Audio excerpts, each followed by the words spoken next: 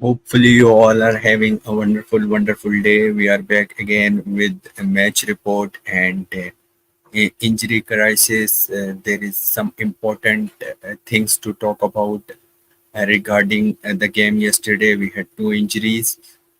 First, Rasmus Højlund was substituted and he received a knock, probably a hamstring injury. We didn't and got an initial update. So we have to wait for 24 hours for both Lenny Euro and Rasmus Højlund. But Rasmus' injury is quite worrying. So he has a hamstring injury.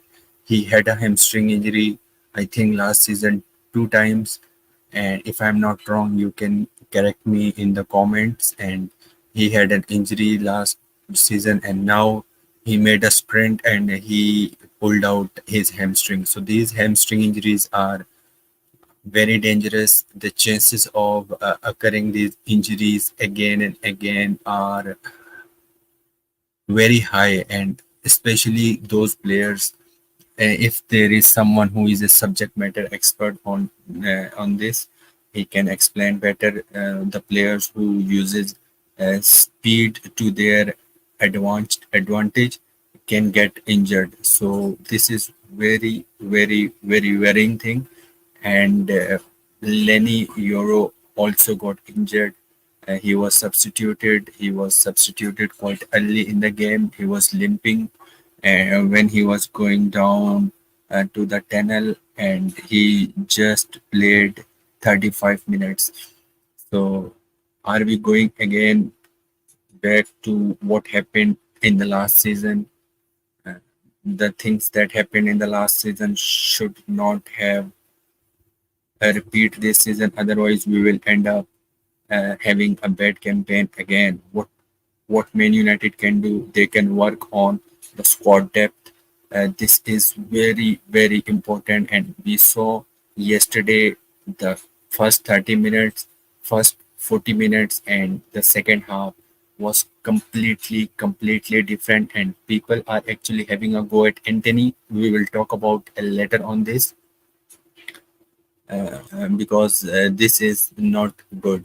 So they need to sign some players, and I think if Lenny Euro injury is quite serious, then we can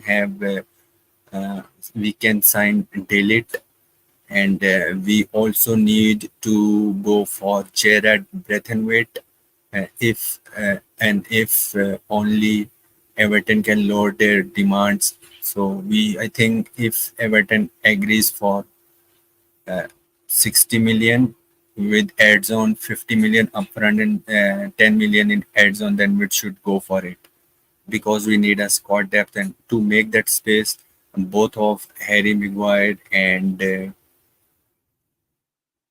Victor Lindelof will have to go. Otherwise, there is no squad space. So they need to go, and we need to sign two center backs. And we saw the difference last day when the players were substituted. There was clear and disruption in our play from playing from the back. So now we will talk about the game. As I explained before, Man United had 30 minutes, very good attack momentum to their side, and then Arsenal completely dominated the rest of the game. It is a friendly. The goal should not be counted. So the first goal, Gabriel Jesus was clearly offside, and it was avoidable. Our defense didn't act because they thought he will be offside, but he was not given offside. And the second goal was actually the mistake of the right back. The right back was, I think, Scanlon, and he was not an natural right back. He plays higher up the pitch, but now he had to compensate his position. He was doing so. That makes sense. And Harry Maguire was okay, was winning the aerial duels. Lenny Euro was okay. He made a mistake. Actually, that didn't end up in the goal. Aaron Wan-Bissaka was okay as well.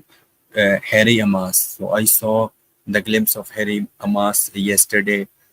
He's too good on the ball. He can take care the ball. He can make. He can carry the ball forward. So all the traits attributes that Luke Shaw has, Harry Amas possesses too. So I think we will integrate him with the first team, and he will be used as a backup option of as a backup option of as a backup option of left back Luke Shaw if he gets injured. And he has a speed, he has all the traits that Luke Shaw offers, so he can be in the team. Another guy who I think will be fast tracked to the first team is our guy Toby Collier. He has to improve his passing and he has to improve his passing and progressive passing. Apart from that, he is very good. He is very good in receiving the ball under pressure. He is press resistant. He can carry the ball forward. He has the game intelligence that is required to play as a holding midfielder, as a number six. So he will be fantastic. So there is he can also be a candidate to play in the next season, but he will be down in the pecking order, and I'm sure we should go for a elite number six if we can let go Casemiro. Marcus Rashford was okay. Amad Diallo was okay. Mason Mount was fantastic. He was looking very sharp.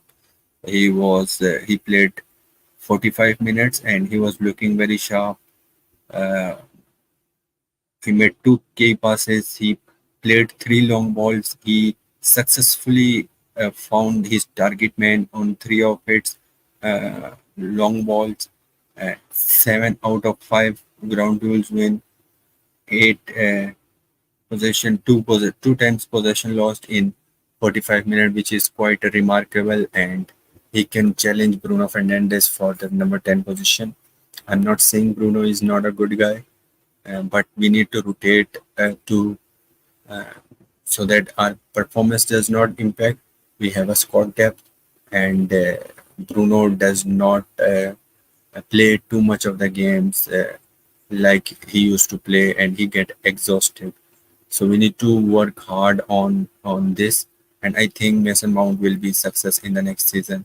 Rasmus Højlund was substituted injured, and as I explained before, Hannibal Mejbri needs to go. Reyes Bennett was okay. Johnny Evans was okay. Sam Murray, I think he was not good. William Fish, he was out for loan. He's an academy guy, out for loan for 2 3 seasons, and now he is back, and I think he will be again for the loan. I want to see Christian Eriksen go. Maxio Daly, okay. Scott McTominay, not okay.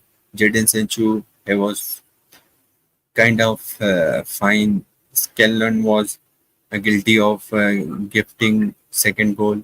Anthony actually played 48 minutes, 40 minutes kind of, and he was not impactful. He was not impactful because I am watching Twitter, and a lot of people are actually having a go at Anthony. Anthony is playing his first minutes, and he is playing his first minute, and he of the season of the preseason. So we see Marcus Rashford how he played in the first game against Rosenberg. Same was the case with Anthony. So I think Anthony needs to uh, get some game time, uh, have you can say he needs to get some game time in his legs, and he has to improve. This is for sure. If he does not improve, then I think next season will be his last in Man United colors, and by the end of the next transfer window, we will be very much financially stable, and we can sign off good players. Andre Onana was good.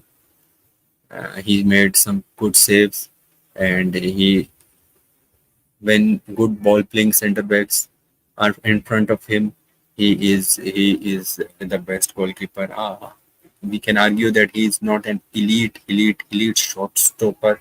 like Mamadashvili, but he gives you a certain advantage in playing from the back. So this is quite interesting and stuff. Uh, Apart from that, I think there isn't anything to talk about. I just want to see Anthony getting some game time so that he can